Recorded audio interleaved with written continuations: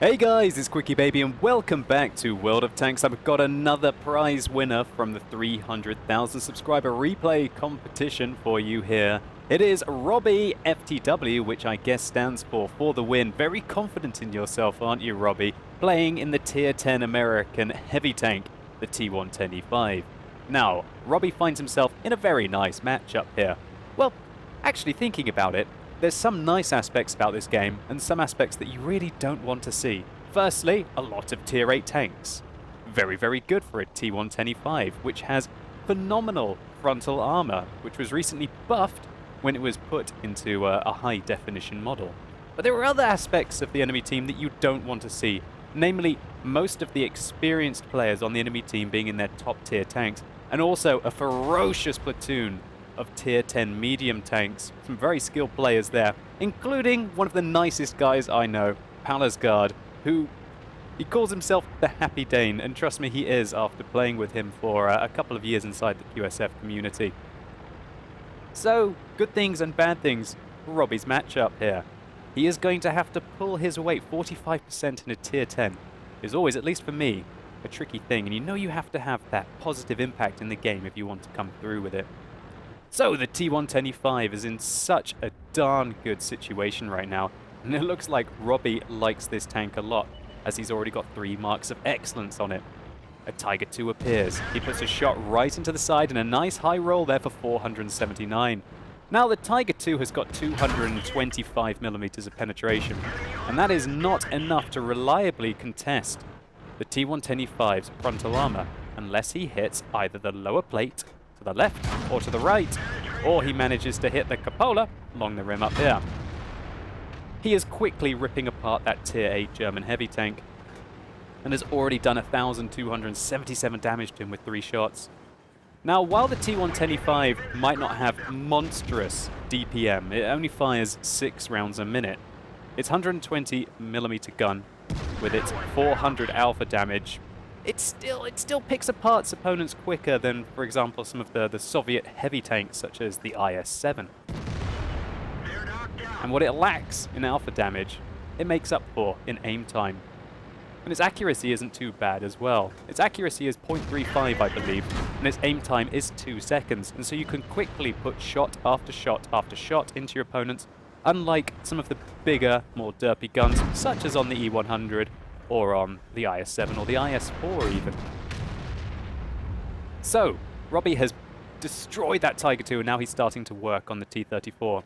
As I mentioned at the start of this game, this matchup is nice and bad. At the start, he's going to be picking apart Tier 8 tanks, something that a T10E5 does very well indeed.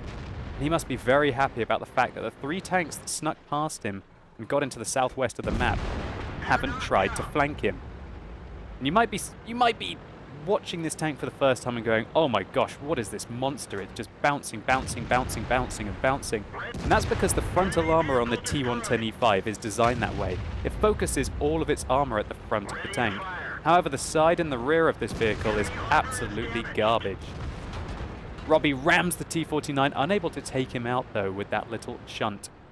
Takes his chance, but he was reloading and comes around the corner and finishes him off, securing his 4th kill of the game and 4,000 damage in the first 4 minutes of this round of World of Tanks. Puts another hit into that IS-3, and has he even had to fight a tank that isn't Tier 8 yet? This is an absolute dream start to the game. But there's no doubt that Robbie is still doing some good work here, irrelevant to the fact that he's having to fight these low-tier tanks. The T-34 on his team finishes off, and we can see that quite a graveyard of Tier 8 vehicles have been created at the start of this round. A third of the enemy team came this way, and a third of the enemy team have been sent back to the garage. But now comes the tricky part. Luckily, Robbie didn't lose much health there. You don't want to lose health when you're going to have to deal with this monstrous platoon on the enemy team, including a T10E5 and 2 Waffenträgers of the E100 and the Panzervier variety. So Robbie has decided that he's got enough tanks towards the east and that he can go and hunt this Walker Bulldog, who seems to be trying to go west. I guess he wants to surround the T-34 and the E5 and try and get in some shots from the side and the rear. And the last thing that you want when you have a paltry amount of side armor of 76mm, that's really bad for a tier 10 heavy, is to have a Walker Bulldog that could possibly have a 76mm 10-round autoloader shooting you in the side. What a start there. Robbie puts in a good hit, rolling for complete average, but also setting him on fire, which allows him to finish him off with his second round. He also bounces a shell from the location that we see on the map here. Quite likely that that was either the WT Alf Panzerfahr or the WT Alf E100. But Robbie hasn't got time to worry about those German sneaky tank destroyers yet. He's got to make his way east to try and deal with the threat to his base. Always have to secure your base. Number one priority, and one of the easiest ways to lose a game, even when you think that you're on top. Not that Robbie is in top in this situation. His team are definitely behind by 2 vehicles, with some rather nasty vehicles in a platoon on the enemy team left standing.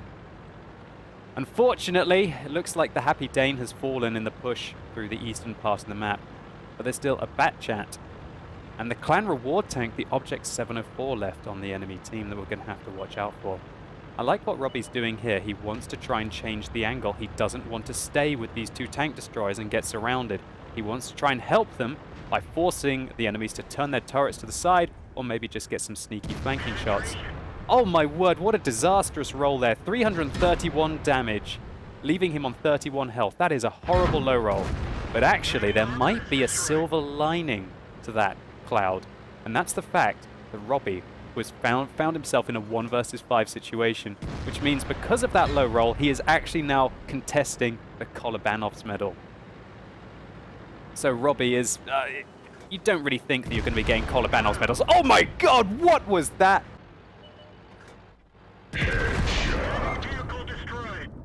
An ammo rack for 1,301 damage. Looks like that Clan Wars war tank is rather fragile indeed, and that has put Robbie right into the thick of this game. Now he's got himself in a 3 versus 1 situation. And the WT Alf Panzerfahr, who probably thought that he was going to be able to flank Robbie, didn't quite manage to, and bounces off his tank with no damage done. Now the Batchat decides to come up and take his chances. Robbie had a high explosive round loaded for the paper-thin German armor, but instead fired at the Batchat, which has left him on a decent amount of health. Oh gosh, another low roll for 355 means the Batchat needs to be finished off. Come on, finish him off. Yes, great hit. And I can't believe how well this T110E5's frontal armor held up to the full clip from the WT Alf E100 on the enemy team. That WT Alf E100 was using 128mm super high, like 278mm of penetration or whatever the hell it has. And he managed to bounce all but 2 shots. This game is heating up.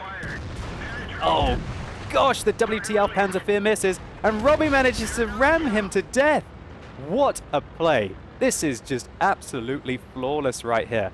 He's pushing his luck, but the thing is he's also combining luck with pure skill right now. This replay is surely something else. The WT Alf E100 is still very healthy, and it looks like Robbie's fight with the Waffenträger Alf Panzerfahr has given the WT Alf E100 enough time to be able to reload his gun. He's also run out of high explosive shells now, so he's going to have to make do with the heat rounds that are not really the optimum shell to be firing at this paper-thin Waffenträger turret. Robbie decides to track the WT Alf E100, but remember that heat rounds are very bad against spaced armor. The WT bounces once. The WT bounces twice, and Robbie just keeps putting round after round into him. 2 more shots should do it, Robbie.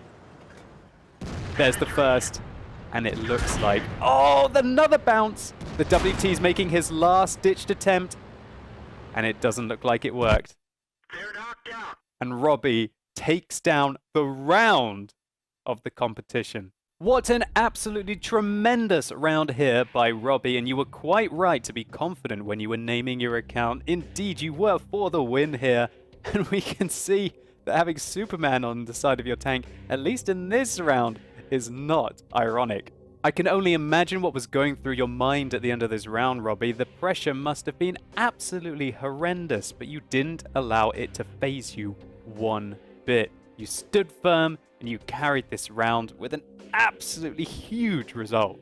This was the epitome of keep calm and carry on, and I have to admit it was that dramatic ammo rack of this Object 704, look how you dislodged his head, that really allowed you to go to town with the rest of your opponents. And if you've ever wondered what it looks like on the inside of a unicorn, well, now you know. So let's just take a very quick look at the post-game stats. So Robbie picked up a plethora of hero medals here. He got the Pools medal for destroying at least 10 of his opponents, a Naden's medal for destroying all of the light tanks on the enemy team, unsurprisingly a high caliber for the tremendous amount of damage he did, 10,731, a steel wall medal as he blocked 8,850 damage, of which nearly 4,000 was from that Waffenträger auf E100. And finally, the one that everybody wants, the Kolobanov's medal, for standing alone against at least 5 opponents. This is the kind of round that 99.99% of players will never have in World of Tanks. A combination of a very powerful tank tier for tier currently, a tremendous amount of skill and flawless interpretation of the situation, of how it was going to develop, and also just a little bit of luck. Robbie, thank you so much for sending me this replay. I thoroughly enjoyed it, and it's very worthy of the top prize in the competition, the infamous and sought after Type 59. And hopefully you guys enjoyed this replay as well. If you did, please consider giving the video a like down below. It really helps the channel out. And if this video has sparked your interest in the wonder that is the Tier 10 American heavy tank, the T10E5, then simply click through up here and you can go through to Assad getting 12 kills in this monster. Or alternatively, click the more info icon in the top right hand corner of your screen to choose between a multitude of T10E5 replays on this channel. And also, just to clarify, I have more replays from the 300,000 subscriber replay competition coming right up. Remember, it wasn't just one of every tank that I'll be giving out. And let me know in the comments down below what you guys thought about this replay. And as always, thank you so much for watching. You've been epic, and hopefully I'll see you soon.